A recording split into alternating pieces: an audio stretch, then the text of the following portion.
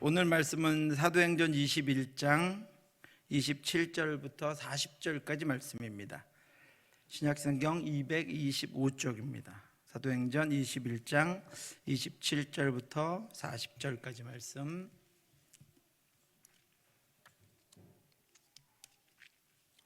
(27절부터) (40절까지) 저 한 절씩 교독하도록 하겠습니다. 제가 먼저 읽겠습니다. 그 이래가 거의 참에 아시아로부터 온 유대인들이 성전에서 바울을 보고 모든 무리를 충동하여 그를 붙들고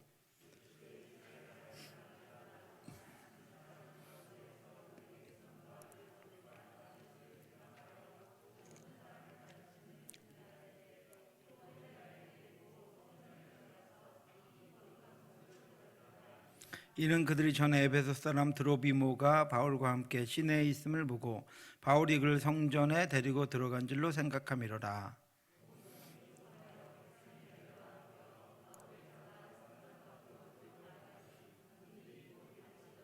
그들이 그를 죽이려 할 때 온 예루살렘이 요란하다는 소문이 군대의 천부장에게 들리매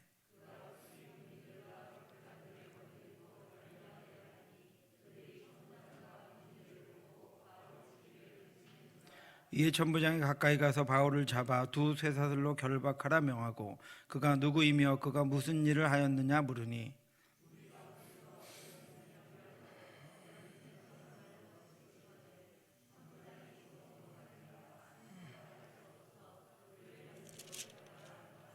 바울이 층대에 이를 때 무리의 폭행으로 말미암아 군사들에게 들려가니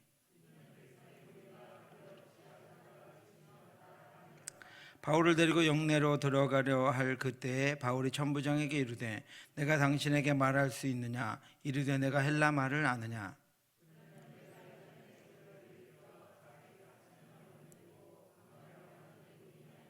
바울이 이르되 나는 유대인이라 소읍이 아닌 길리기아 다소시의 시민이니 청컨대 백성에게 말하기를 허락하라 하니 천부장이 허락하거늘 바울이 층대 위에 서서 백성에게 손짓하여 매우 조용히 한 후에 히브리 말로 말하니라. 아멘. 오늘은 전체 40절까지 중에서 31절까지 말씀을 먼저 증거하고 나머지 부분은 다음 주에 이어서 제가 전하도록 그렇게 하겠습니다. 먼저 지난주에 있었던 17절부터 26절까지 말씀을 한번 정리해 보면 그동안 수많은 이들의 만류를 뿌리치고 바울이 마침내 예루살렘에 도착합니다.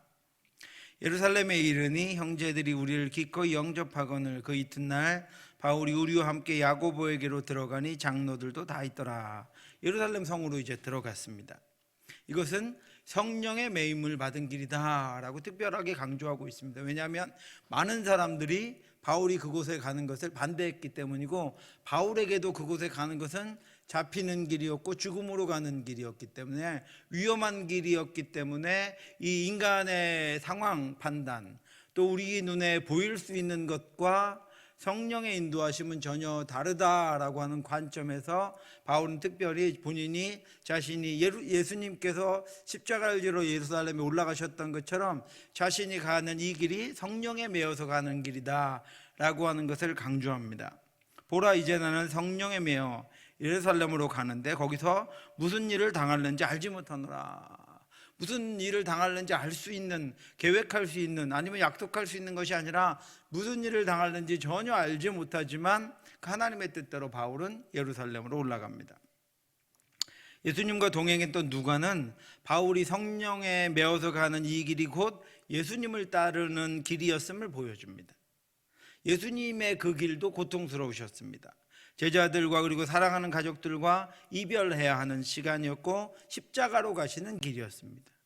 그래서 주님도 오직 하나님의 뜻대로만 되기를 기도했습니다. 조금 나아가서 얼굴을 땅에 대시고 엎드려 기도하여 이르시되 내 아버지여 만일 할 만하시거든 이 잔을 내게서 지나가게 하옵소서. 그러나 나의 원대로 마시옵고 아버지의 원대로 하옵소서 하시고 예수님도 이제는 자신의 계획이 아니라 하나님의 뜻대로 가면서 자신의 어떤 생각들을 다 내려놓고 하나님이 자신을 통해 일하시기를 기도했습니다. 바울도 그렇게 기도합니다. 그가 권함을 받지 아니하므로 우리가 주의 뜻대로 이루어지이다 하고 그쳤노라. 이제 모두가 다 하나님의 뜻에 바울을 맡기고 바울의 전도 일정을 맡기고 바울의 인생을 맡기고 바울과 함께 하는 동역의 그 일의 결과들을 다 하나님께 맡깁니다. 우리 모두에게도 이와 같은 결단의 단계가 필요합니다. 그것은 첫 번째로 그렇게 결단을 한 하나님의 말씀을 기준으로 해야 합니다. 두 번째는 자신에게 주신 사명의 목표가 무엇인지를 정확하게 깨닫는 것입니다. 세 번째는 그와 동시에 성령에 매여서 가는 것입니다. 네 번째는 그 결과를 하나님께 맡기는 것입니다. 그렇게 바울은 그 길을 지금 가고 있습니다. 예수님처럼 홀로 그 사명을 끝까지 감당하고 있습니다. 그 길을 여러분들도 앞으로 우리 교회가 그런 길을 또 가게 될 것이고, 저와 여러분들이 우리가 상상했던 것, 사실 우리가 상상했던 대로만 가면 재미없겠죠, 여러분? 그렇죠? 우리 교회가 우리가 상상할 수 있는 범위대로 가면 하나님 인도하시는 것이 아닐 것입니다. 우리가 상상할 수 없는 그 길로 우리도 갈 터인데, 그렇게 가는 기준은 하나님의 말씀이 되어야 합니다. 그리고 그렇게 갈 때 우리 하나님이 주신 우리의 사명의 목표에 흔들리지 않는 것입니다. 또 그렇게 갈 때 성령의 이끄심, 현실적인 어떤 부분이 아니라 성령의 이끄심에 매여서 가는 것입니다. 그리고 그 결과를 하나님께 맡기는 것입니다. 그렇게 우리도 동역자들과 함께 많은 시간을 가지만 때로는 하나님만 붙잡고 홀로 가야 하는 시간들이 있습니다. 그때 오직 하나님만이 의지가 되시고 성령님만이 인도자가 되십니다. 그 길에서 당하는 외로움과 고난은 오직 하나님과만 교통하는 참 기쁨의 길이요, 사명을 통해서 하나님 나라의 건축가가 되는 그런 길입니다. 오직 하나님과만 나아가는 그 사명의 길로 기쁨과 감사함으로 바울과 같이 담대히 걸어갈 수 있는 저와 여러분들 되시기를 주님의 이름으로 축원합니다. 우리에게 그런 길들을 하나님 허락하실 것입니다. 왜냐하면 사도행전을 묵상하며 우리에게 이런 본문들을 보여주시기 때문입니다. 그때 우리가 오늘 함께 묵상한 이 본문을 잊어버리지 말고 바울과 같이 성령에 매여 하나님이 이끄시는 길로 담대히 나아가야 합니다. 예루살렘에 도착해서 바울은 예루살렘 교회의 영접을 받았습니다. 예루살렘 교회 지도자들은 하나님께서 예수 그리스도를 통해서 유대인들만이 아니라 이방인들에게도 구원을 주셨음을 알고 있었습니다. 그래서 예루살렘 교회의 장로들과 예수님의 형제 야고보는 이방인들에게 선교하고 있는, 전도하고 있는 바울 일행을 기꺼이 영접했습니다. 그들 사이에는 이제 더 이상 나누는 것이나 분리하는 것이 없어졌습니다. 그들 사이에는 더 이상 어떤 차별도 없어졌습니다. 예수 그리스도의 보혈로 막힌 담이 허물어졌습니다. 성령의 뜻대로 종족과 지역과 행위로 인한 분리와 차별이 사라졌습니다. 막힌 담을 허무신 예수 그리스도의 보혈이 그들에게 참된 능력이 되었습니다. 그 능력이 오늘 저와 여러분들에게 있는 능력입니다.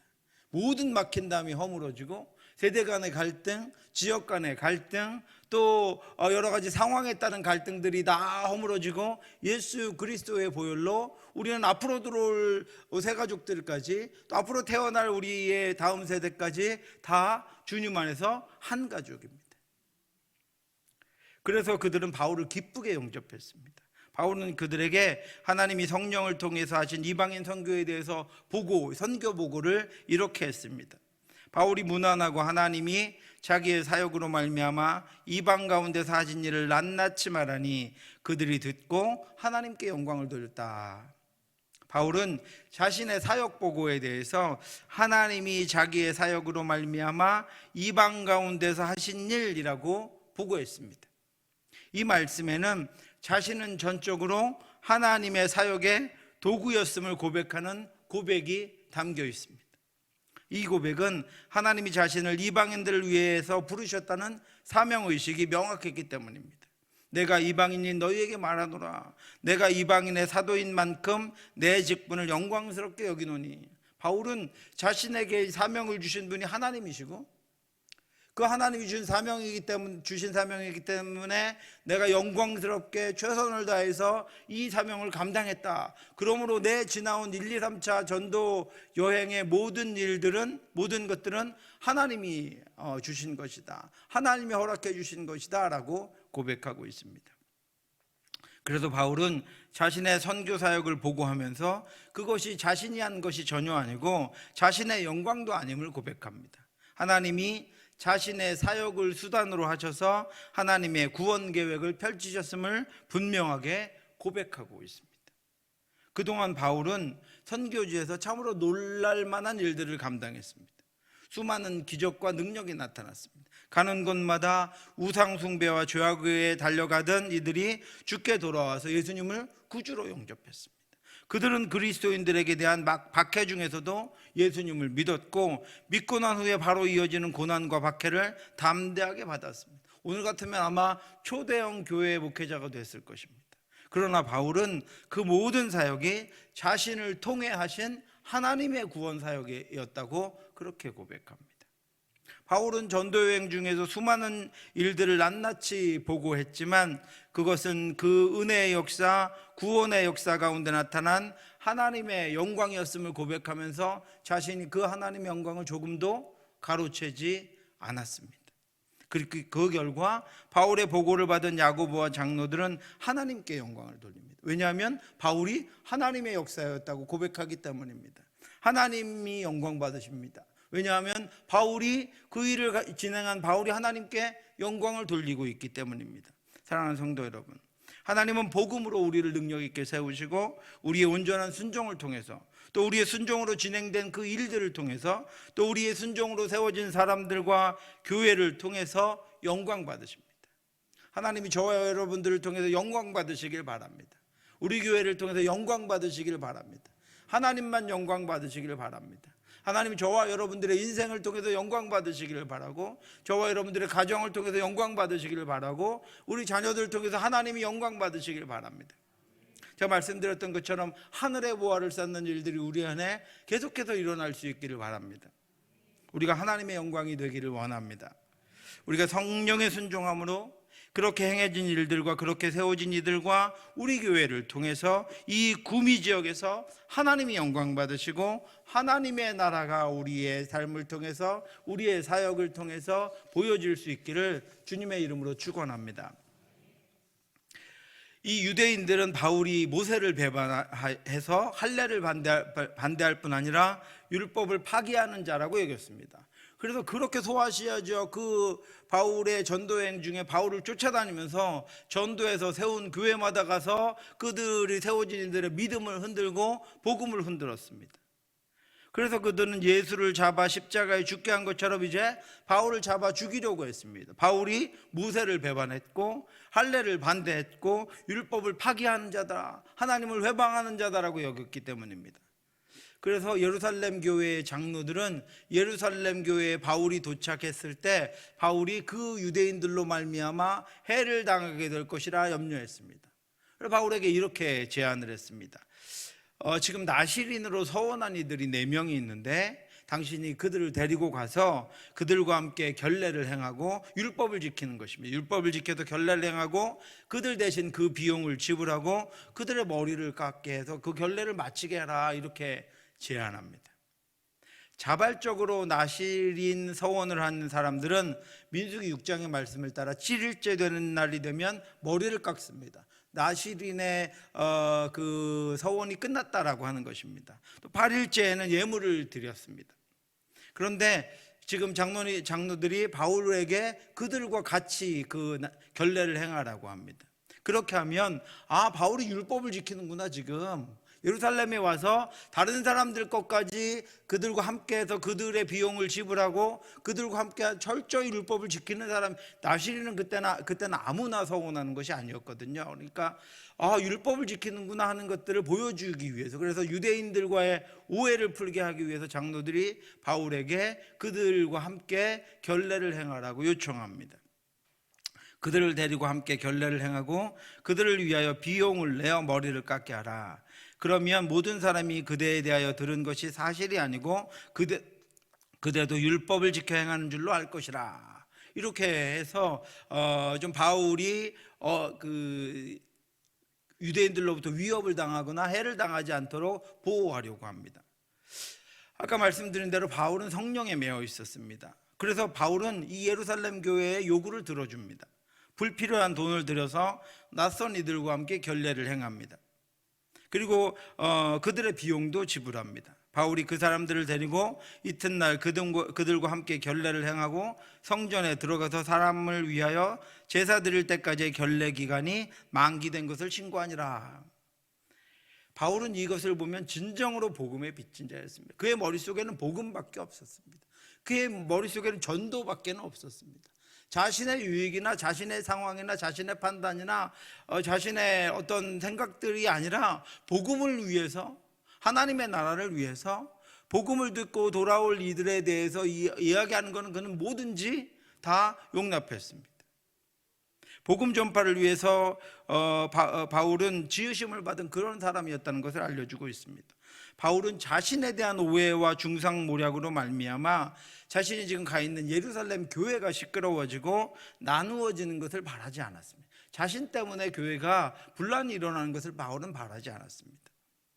예루살렘 교회와 이방인 교회가 나눠지고 그로 인해서 이방인 교회가 유대인들 때문에 어려움을 당하는 것과 예루살렘 교회와 이방인 교회의 연합이 깨지는 것을 바울은 기뻐하지 않았습니다. 그래서 그들의 제안을 따라 행합니다. 그리고 그 모든 일에 대한 성령님의 인도하심을 기대합니다. 바울에게 정말 중요했던 것은 복음이 널리 전파되는 것이었습니다. 이런 일들을 볼 때 정말 이런 일들을 통해서 우리가 무엇을 중요하게 생각하는가? 저 성도가 무엇을 중요하게 생각하는가? 지금 무엇을 중요하게 여기는가 하는 것들을 우리는 인생의 여러 가지 사건들을 통해서 판단해 볼 수 있습니다. 바울에게는 오직 복음만 중요했습니다. 예수 그리스도만 중요했습니다. 하나님의 교회만 중요했습니다. 그래서 바울이 고린도전서에 이렇게 이야기합니다. 주 안에서 부르심을 받은 자는 종이라도 주께 속한 자유인이요, 또 그와 같이 자유인으로 있을 때 부르심을 받은 자는 그리스도의 종이니라. 바울은 자신을 위해서는 종이 되었고 자신을 위해서는 종이 되었고 하나님의 나라를 위해서는 자유인이었습니다. 바울은 주 안에서 자유자였고 주의 종이었습니다. 그는 복음을 위해서 기꺼이 자신의 모든 것들을, 자신의 모든 이익과 자신의 모든 자유함을 포기할 만한 종이 되었습니다. 그리고 자신을 위해서는 그 어떤 것들도 용납하지 않고 철저하게 하나님 말씀 가운데 살아갔습니다.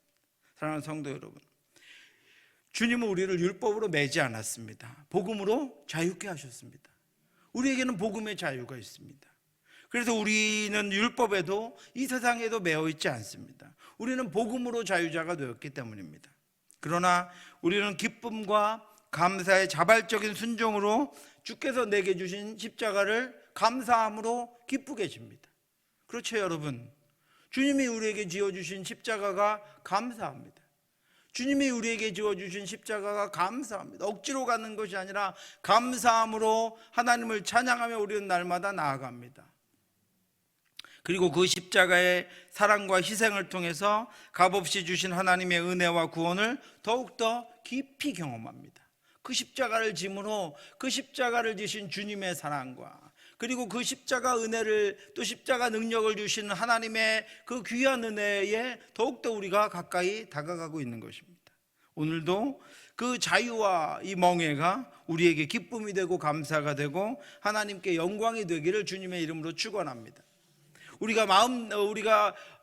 우리의 판단과 생각을 따라 종이 될 수도 있고 자유자가 될 수도 있습니다.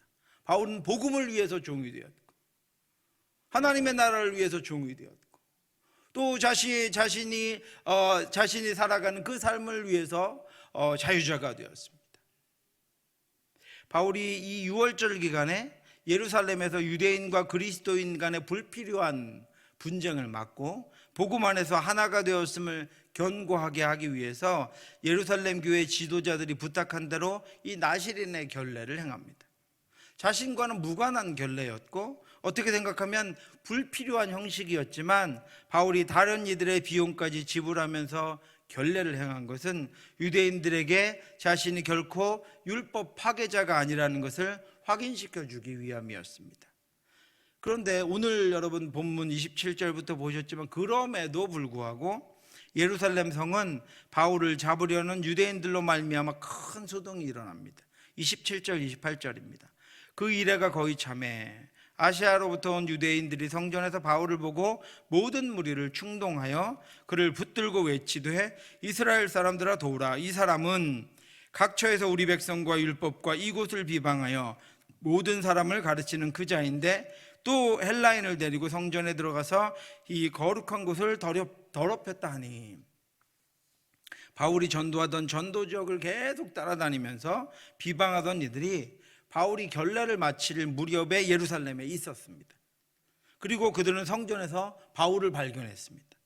예루살렘에 있던 유대인들은 바울을 잘 몰랐지만 그들은 자신들이 그토록 찾던 원수 바울, 하나님의 원수, 자신들의 원수 바울을 발견한 것입니다. 그들은 이 좋은 기회를 결코 놓칠 수가 없었습니다. 그들은 모여있던 이들을 충동시켜서 바울을 붙잡습니다.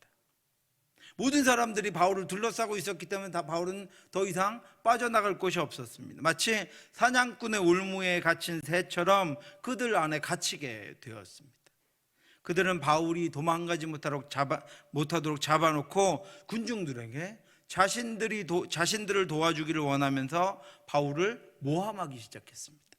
그리고 사람들의 관심을 끌기 위해서 자극적인 말로 소리를 지릅니다. 첫 번째는 바울이 이제까지 자신들이 살펴본 바에 의하면 여러 곳을 돌아다니면서 첫 번째로 이스라엘 백성과 두 번째로 율법과 세 번째로 성전을 비방하는 가르침을 전하던 자다라고 이야기합니다. 그런데 여러분, 이렇게 세 가지 이스라엘 백성, 율법, 성전을 비방하던 자였다라고 이들이 먼저 자극적인 말을 하는 이유는 뭐냐면 그 6월절에 예루살렘 성에까지 모인 이들은 누구보다도 이 세 가지를 사랑하던 사람들이었습니다. 하나님의 백성 이스라엘 민족이라는 선민의식이 가득했던 사람들이었고, 율법을 지켜야 구원을 얻는다는 구원론을 믿고 있던 사람들이었고, 성전이 곧 하나님의 임재라는 의식이 누구보다도 강한 이들이었습니다.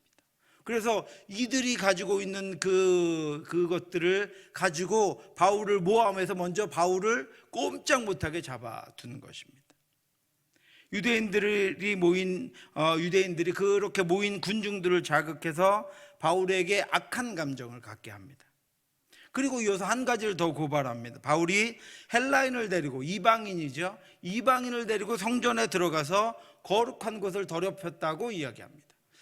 여러분, 예루살렘 성전, 제가 사진을 안 가지고 왔는데 당시에 성전을 보면 성전산에 올라가면 성전 모양이 가운데 있고 성전 주위에 뜰이 있습니다. 그곳이 이방인의 뜰이라고 합니다. 그 이방인의 뜰은 아무나, 이방인들도 들어갈 수 있는 뜰입니다. 그리고 그 이방인의 뜰 주위 가운데 있는 성전 주위에는 바리케이트가 쳐져 있습니다. 그 이방인들은 그 바깥 공간까지만 들어갈 수 있었고 성전 건물 안으로는 들어갈 수가 없었습니다. 성전 안으로 이제 문 안으로 첫 번째 딱 들어가면 안뜰이 있는데 그 안뜰의 주변은 여인들만 들어갈 수 있는 여인의 뜰이 있었고, 그 안쪽으로는 유대인 남자들이 들어갈 수 있는 이스라엘의 뜰이라고 하는 곳이 있습니다. 그래서 그 성전 안쪽으로는 남자든 여자든 유대인들만 들어갈 수 있습니다. 그리고 거기 이제 안뜰에서 조금 더 들어가면 우리가 잘 알고 있는 물두덩과 번제단이 있는 곳이 있는데 그곳은 제사장의 뜰입니다. 거기는 제사장만 들어갈 수 있습니다. 그리고 이제 그 휘장을 지나 들어가면 성소가 있고 그 안쪽에는 대제사장도 1년에 한 번만 들어갈 수 있는 지성소가 있습니다. 거기는 법궤가 놓여 있는 그런 곳입니다. 그러니까 이렇게 분리되어 있습니다. 사람들이 차별이 있고 분리되어 있습니다. 이 분리된 모든 것을, 대제사장도 1년에 한 번만 들어갈 수 있는 성소의 휘장이 언제 찢어졌죠? 예수님이 십자가에 죽으시는 순간 찢어졌습니다. 뭐지요? 이젠 분리된 장벽이 예수 그리스도의 보혈로 다 사라졌다라고 하는 것입니다. 인간과 하나님을 분리하는 장벽이 사라졌는데 인간과 인간 사이의 장벽이 남아있을 리가 없습니다. 모두가 예수 그리스도의 보혈로 하나 됐다라고 하는 것입니다. 하나님과 우리도 예수 그리스도의 보혈로 말미암아 우리가 죄인이어서 하나님께 감히 갈 수 없었던 모든 것에서 벗어나서 깨끗해져서 하나님과 우리 사이의 장벽도 사라져버렸다라고 하는 것입니다. 그래서 우리가 여기서 하나님을 부르면 하나님 들으십니다. 우리가 하나님을 찬양하면 하나님이 들으십니다. 그리고 우리에게 응답하십니다. 모든 장벽이 다 사라졌기 때문입니다. 이렇게 성도가 구분되어 있었는데 지금 바울을 붙잡고 유대인들이 하는 말이 이 사람이 성소에 이방인을 데리고 들어갔다라고 그렇게 고발합니다. 이들이 지금 성전에 이방인을 데려갔다라고 말하는 그 성전은 유대인의 뜰, 이스라엘의 뜰이라고 하는 성전 안뜰입니다. 거기는 절대로 이방인을 데리고 들어갈 수가 없습니다. 이방인들이 들어가서는 안 되는 곳입니다. 그래서 파티션으로 이방인의 뜰과 유대인의 뜰이 분리되어 있습니다. 심지어는 그 금기사항을 어길 시에는 성전을 더럽혔다라고 하는 중죄인이 되어서 죽음을 면할 수가 없습니다. 하나님의 성전을 더럽힌 것이 됩니다. 그래서 이방인의 뜰과 유대인의 뜰을 나누는 그 파티션에는 이런 문구가 붙어 있습니다. 울타리를 넘어 침입하는 자는 반드시 사형에 처한다 라고 하는 그런 문구가 붙어 있습니다. 그런데 이들은 지금 바울이 그 법을 어기고 이방인을 데리고 그 성전 안으로 들어갔다라고, 그래서 거룩한 것을 더럽혔다라고 고발하고 있습니다. 그러면서 그 증거를 제시하는데 29절 말씀입니다. 이는 그들이 전에 에베소 사람 드로비모가 바울과 함께 시내에 있음을 보고 바울이 그를 성전에 데리고 들어간 줄로 생각함이로라. 유대인들은 바울이 지금 성전에 있는 것을 보았습니다. 그러자 전에 자신들이 바울이 에베소 사람 드로비모와 같이 있었던 것을 보았던 것을 기억해내고 아마 바울이 그를 데리고 성전에 들어왔을 것이라고 생각합니다. 그래서 그 죄를 바울에게 뒤집어 씌웁니다. 예수님과 같이 바울도 거짓 증언에 의해서 죽을 죄인이 되어버렸습니다. 바울은 지금 성령에 의해서 예수 그리스도의 순환을 따라가고 있습니다. 그래서 누가는, 사도행전을 기록한 누가는 계속해서 이 바울의 행적이라는 것은 건 무엇이죠? 저와 여러분들의 삶의 행적입니다. 십자가의 길입니다. 그 행적이 예수님을 따라가는 길이다라고 하는 것을 우리에게 연상시켜주고 있는 것입니다. 그래서 그들은 바울을 성전 밖으로 끌어냅니다.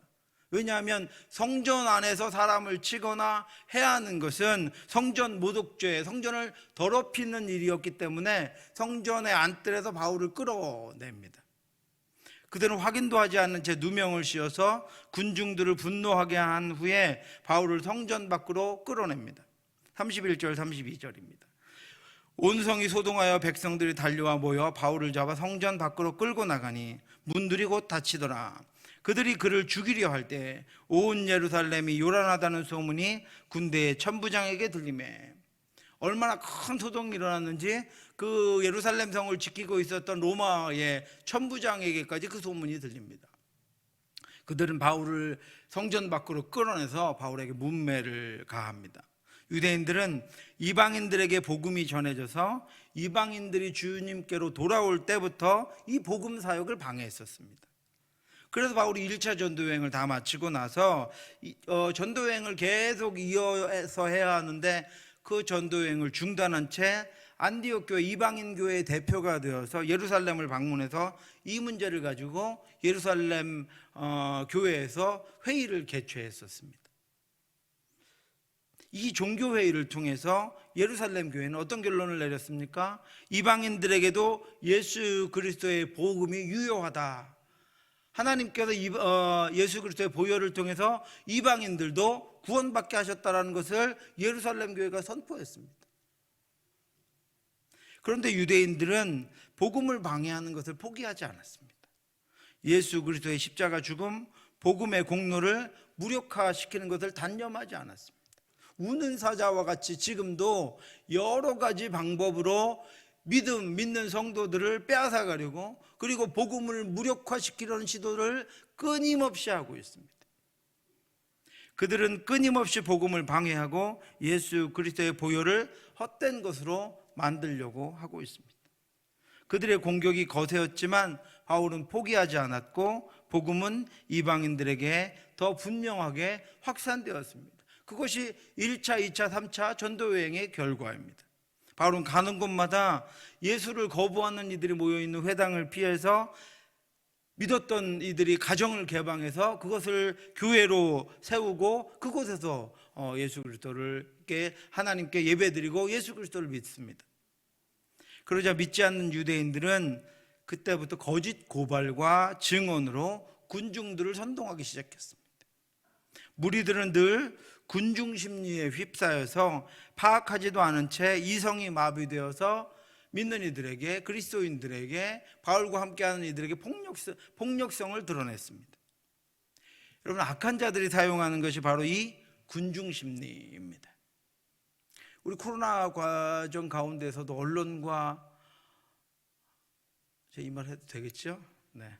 정부의 군중 심리를 이용해서 얼마나 많은 어려움들을 우리가 당했습니까? 이것이 지금 새삼 일어나는 일이 아니라고 하는 것입니다. 초대교회부터 일어났던 일입니다. 예수님도 군중심리 때문에 십자가에 넘겨지셨습니다. 그들은 군중심리를 이용해서 예수를 죽였고 수많은 그리스도인들을 박해했습니다. 우리 자녀들도 이것에 자유롭지 못합니다. 지금도 성전 안에서 거짓말로 선동한 후에, 바울을 그렇게 잡아놓은 후에 군중 심리를 이용해서 바울에게 폭력을 가하고 있는 것입니다. 바울에게는 고난이 현실이 되었습니다. 그동안 수많은 동역자들이 바로 이런 예상할 수 없는 위험 때문에 바울이 예루살렘으로 가는 길을 막았었습니다. 그런 수많은 이들의 염려와 걱정이 이제 사실이 되어버렸습니다. 그러나 바울은 이제까지 예루살렘으로 가지 말라는 이들의 간곡한 요청을 거부했었습니다. 심지어 바울은 자신에게 가지 말라고 말리는 이들 때문에 내 마음이 지금 상했다, 그만해라, 나는 갈 것이다 라고 이야기했었습니다. 바울이 대답하되 여러분이 어찌하여 울어 내 마음을 상하게 하였느냐, 나는 주 예수의 이름을 위하여 결박당할 뿐 아니라 예루살렘에서 죽을 것도 각오하였노라. 그 일이 지금 벌어지고 있는 것입니다. 그래서 마침내 억울한 누명을 쓰고 잡혔습니다. 그리고 흥분한 군중들에게 끌려나와 집단 폭행을 당했습니다. 바울은 죽게 되었습니다. 바울이 스스로 결정한 일입니다. 심지어 바울은 그것이야말로 성령의 뜻에 따르는 길이라고 그렇게 고백했었습니다. 보라, 이제 나는 성령에 매여 예루살렘으로 가는데 거기서 무슨 일을 당할는지 알지 못하노라. 오직 성령이 각 성에서 내게 증언하여 결박과 환난이 나를 기다린다 하시나, 내가 달려갈 길과 주 예수께 받은 사명, 그 하나님의 은혜의 복음을 증언하는 일을 마치려 하면은 나의 생명조차 조금도 귀한 것으로 여기지 아니하노라. 여러분, 우리도 이렇게 고백할 수 있죠? 바울도 이 일을 당하기 전에 이렇게 고백했었습니다. 우리도 이렇게 고백할 수 있습니다. 근데 진짜 믿음은 어디죠? 그 일을 당하고 난 후에 우리가 어떻게 하는가 하는 것입니다. 우리가 무엇이든지 자신 있게 말할 수 있고 담대하게 말할 수 있지만 그 일을 당하고 난 다음에, 실제로 당하고 난 다음에 우리가 어떻게 하는가 하는 것들이 그 말에 진실성이 있었는가 없었는가 하는 것들을 보여줍니다. 바울은 스스로 그 길을 갔습니다. 사람들이 말리는데도 불구하고 예루살렘으로 갔습니다. 성령에 매어서 갔습니다. 성전에서 끌려 나와서 지금 집단 폭행을 당하고 있는 바울은 어떤 심정이었을까요? 후회하고 있었을까요, 여러분? 돌이키고 있었을까요? 그렇지 않았을 것입니다. 바울은 지금 예수님이 가신 십자가의 길을 가고 있는 중이었습니다. 그리고 십자가 후에는 하늘의 영광이 그를 기다리고 있을 것임을 확신했습니다. 오늘 21장을 우리가 묵상하고 있는데 22장 이후에는 바울에게 주신 영광을 보여주고 있습니다. 바울 스스로는 아무리 계획하고 아무리 해보려고 안 되는 일을, 로마의 황제 앞에서도 복음을 전하는 그 일을 오늘 22장 마지막 부분에는 로마의 군대들의 영내로 들어가게 됩니다. 그 영광을 하나님께서 바울을 통해서 이루어 주셨습니다. 바울은 그 영광을 보고 예수님과 함께 참고 인내하며 그 고통의 시간을 견디고 있었습니다. 여러분, 마찬가지로 오늘 우리가 사는 이 세상도 군중 심리와 거짓과 폭력이 지배하는 세상입니다. 제가 목회를 하기 전에 직장을 다니면서 따로 시간을 내서 문화사역을 했습니다. 저는 원래 비전이 평신도 사역자입니다. 이 문화에 나타난 군중심리와 거짓과 폭력성을 드러내서 그리스도인들을 그것들로부터 지키는 것이었습니다. 여러분, 요즘의 상황을 한번 생각해 보시기 바랍니다. 여러분, 포켓몬빵 여기 줄 서서 사신 분 안 계시죠? 포켓몬빵 열풍이 불었습니다. 아직도 불고 있나 모르겠습니다. 그래서 그것을 숨기려고 하는, 또 숨겼던, 또 사재기를 했던 그런 범죄, 또 사회적인 기현상이 일어나고 있습니다. 또 이번에 대통령 당선인 부인이 사진 한 장에 신고 나왔던 슬리퍼가 품귀 현상을 빚기도 했습니다. 수많은 광고들은 우리의 눈을 사로잡아서 그것들을 구매하려고 하는데 수많은 인력과 수많은 자본을 투자하고 있습니다. 군중심리입니다. 군중심리를 상품화한 기업 마케팅에 우리를 노예로 만들려고 하는 것입니다. 군중심리는 나 혼자만 뒤처질 수 없다는 인간의 왜곡된 관계성과 내가 다른 사람보다는 더 많이 소유해야 한다는 이기심의 한 단면입니다. 앞으로 이런 군중심리와 상업성이 우리 아이들 송두리째 빼앗아갈 것입니다. 또 여러분, 거짓은 어떻습니까? 이 사회의 거짓은 지금 정말로 심각한 상황에 빠져 있습니다. 이제는 거짓이 문제가 아니라 거짓이 밝혀졌음에도 불구하고 그것을 절대로 인정하는 사람을 우리는 한 명도 볼 수가 없습니다. 우리 사회의 지도자라고 하는 사람들 중에 둘이 분명히 극명한 아주 다른 이야기들을 하고 있는데 둘 중 누구도 자신의 말이 거짓이라고, 자신이 잘못했다고 인정하는 사람들을 한 명도 우리는 볼 수 없는 세상을 살아가고 있습니다. 심지어는 증거가 있어서 법원의 판결이 났음에도 불구하고 억울하다는 사회의 지도층이 대부분입니다. 이런 사회적인 환경들을 보며 지금 우리 아이들이 자라고 있습니다. 이제는 법을 통해서도 진실을 밝혀낼 수 없는 경우가 비일비재해졌습니다. 또 폭력은 어떻습니까, 여러분? 우리가 우리의 세대의 주목으로 하는 폭력이 아니라요. 더 심각한 것은 이제까지도 인터넷이라는 가상 공간이 범죄의 온상이 되었습니다. 그렇죠? 그 댓글 몇 개로 인하여 수많은 사람들이 자살하고, 수많은 사람들이 이탈하고, 수많은 사람들이 사회적인 활동을 하지 못하고 숨어 들어갑니다. 앞으로는 메타버스를 통해서 사람들이 아바타라고 하는 것을 이용한 익명 공간 속에서 자신의 죄악성과 범죄 심리와 욕망을 마음껏 쏟아낼 것입니다. 그동안은 국가라는 것이 이 범죄들을 제어했었는데 가상 공간에서는 이 범죄를 제어할 기관이 존재하지 않습니다. 우리의 자녀들은 우리 앞으로의 세상은 이 폭력성이라고 하는 것에 노출되어 있어서 아무도 그것으로부터 자유로울 수가 없습니다. 이 사회적인 폭력, 문화적인 폭력, 정치적인 폭력에 대해서는 제가 다음 주에 좀 추가로 더 말씀드리겠습니다. 사랑하는 성도 여러분, 그래서 바울은 사회와 사회 현상과 이 문화와 조직을 따라서 살지 않았습니다. 바울은 그런 사회적인 현상, 그가 정말로 그 당시에 최고의 문명과 문화가 발달한 로마의 사람이었지만 바울은 그런 사회에서 일어나는 현상, 그런 사회의 문화, 그런 사회의 조직을 따라 살지 않았습니다. 바울은 말씀을 따라 살아갑니다. 성령에 매어 살아갑니다. 그래서 비록 고통스럽고 힘들었지만 자신의 정결함을 지키고 하나님 앞으로만 온전히 나아갈 수 있었던 것입니다. 바울은 영원한 것을 붙잡고 표대를 향하여 달려갔습니다. 그래서 그 모든 순간에 하나님의 손길과 하나님의 강한 손의 능력을 수시로 경험할 수 있었습니다. 이제 우리 주위에 순수했던 영적 안전지대는 점점 사라지고 있습니다. 이제 믿음을 지키려면 정신을 차리고 깨어있지 않으면 안 됩니다. 이 세상을 거스르지 않으면 안 됩니다. 저와 여러분들의 정체성을 분명히 하지 않으면 안 됩니다. 아까 말씀드렸던 군중심리의 노예, 거짓의 노예, 폭력의 노예, 또 피해자가 될 수 있습니다. 그런 것들에 우리가 아무렇지도 않게 지금 대응함으로 우리의 자녀들이 그 피해자가 될 수 있는 환경을 우리가 만들어줄 수도 있다라고 하는 것입니다.